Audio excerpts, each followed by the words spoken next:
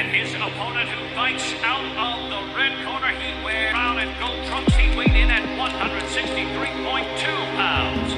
He is undefeated. His record from Dumiños and Bagua del Sur, Philippines. Give it up for Will John Triggerman Mindoro. Okay, guys, I give you no hit ball in the back of the ring. If you knock someone down, go to the corner, stay there, I'll tell you to come out. Alright? Let's have a good one. Here we go. Instructions from Gary Dean, and it is go time. Is it go time in the career of Tim Tszyu?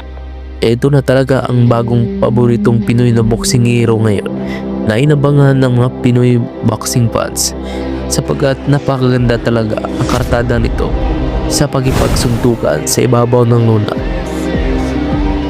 May kasalukuyang malinis na kartada ang ating pambato.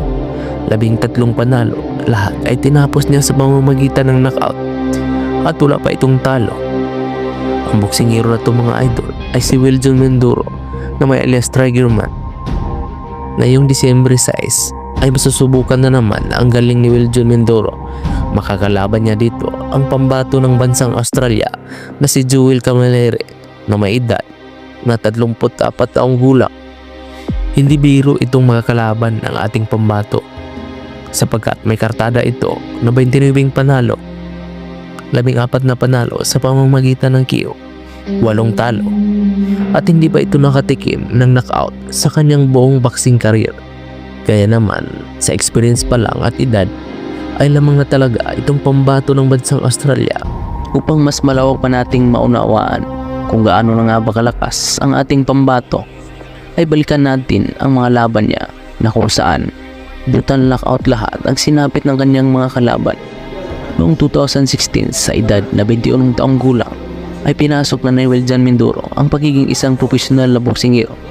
Unang nakalaban niya dito ay itong ating kababayan na si Jerry Calao at tinapos agad niya ito sa pamamagitan ng knockout.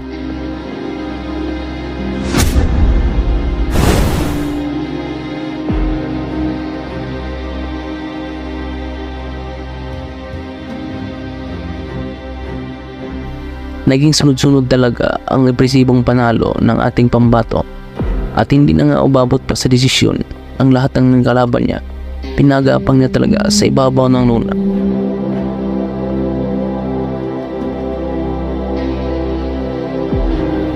At noong July 28, 2023 ay tinapat nito sa matangkad na Japanese boxer na si Mao Tamida. Dito ay nagpasiklab na naman ng galing ang ating pambato. Noon lang ang tinanggal sa pambato ng Japan.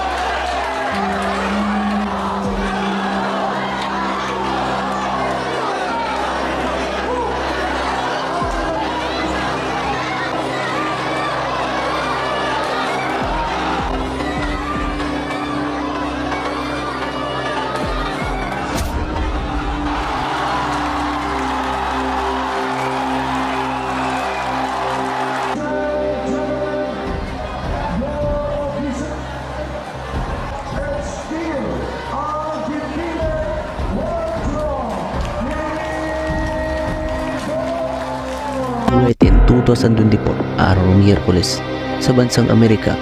Magkakalaban niya dito si Tyler Goodshot, pambato ng bansang United Kingdom. sobrang lakas at walang kinatatakutan ang kanyang mga kalaban. Pero hanggang round 2 lang pala ang kanyang kalaban matapos ito matamaan na napakalakas na suntok ng ating pambato. In at 161 pounds even, he is undefeated. It's one draw with all 11 wins by knockout.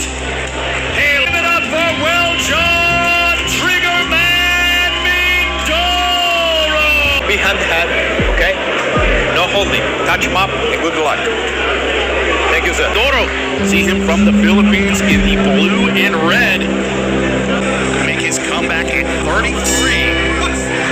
Last boxing fight was 2017. Gentlemen, he was stripped for talking about the way he cut weights. That's why he had to take time. Successful over there and did very well. He became a real favorite over And you wonder what the easiest cut I've ever had in my life. Look at Mindoro trying to cut down Good John. You know, likening him to Manny Pacquiao. A small package packs a big punch. uncomfortable, you know, expecting the opponent to walk him down, so I can see how Good John is trying to maybe get in his head. Talk to Good John. Talk about taking deep in the water. That's where Good John wants to bring him. But right now, Mindoro teeing off those big shots. Mindoro to Good John, getting hurt to the body now, getting some big shots. He's got to take away some of the confidence from Mindoro. I think comfortable throwing hard. You got to throw it in between hard, big shots. That's no short of a body shot. The world feels so much better. You get hit with a bare knuckle a long time. You know, look at 2012, 2011. You know, a solid pro. Good shot. Just from the way he's yelling and looking up assume. To his own left, to the right of Good John, a little easier. It's allowing him to get a breathing space between the hard. 100% knockout rate for Mindoro.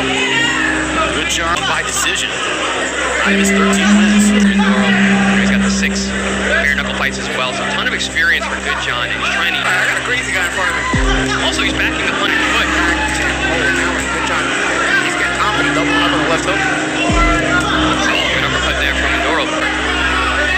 Mindoro, you gotta understand, he's got all these knockout wins. He might be the kind of guy who, instead, Good John not only hasn't gone away, he's getting in his face. There's a psychological flaw here that also starts to wear on you. So Mindoro, Fails to intimidate.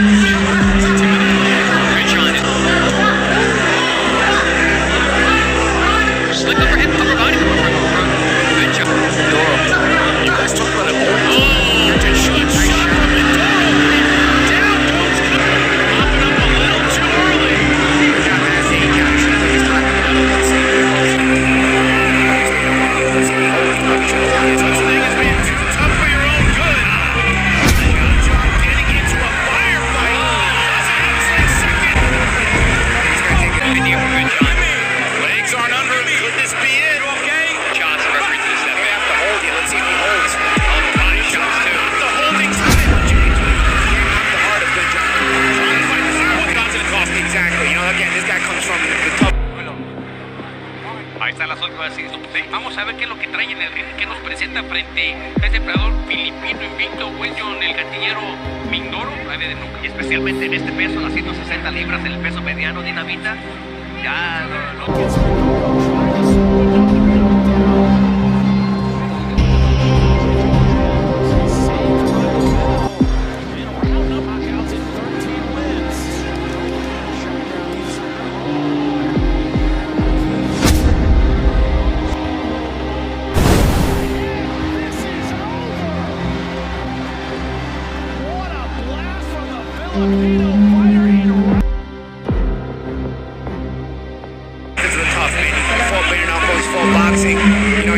Siguradong kaabang-abang talaga ang mga laban ng ating bagong paboritong boxing hero ngayon.